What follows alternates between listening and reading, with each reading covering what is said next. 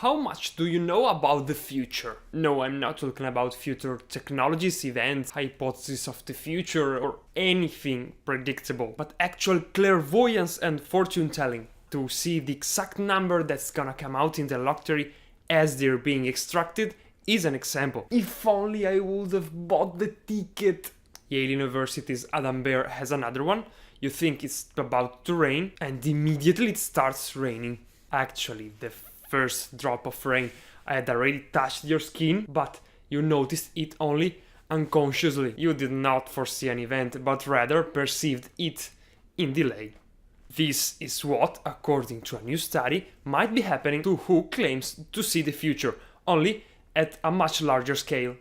The study made on mentally healthy subjects was in fact pretty simple. They were put in front of a screen with 5 white circles. At a point, one of the 5 circles randomly was becoming red, and participants had to guess which one.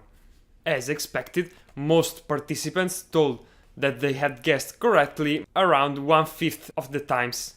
So far so good, but now the situation changes and the circles switch color much faster. And guess what? Participants now reported a higher success rate. But how is this possible?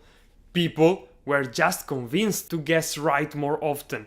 What they were feeling here was not clairvoyance, but just a mere description of events already happened and not yet consciously elaborated.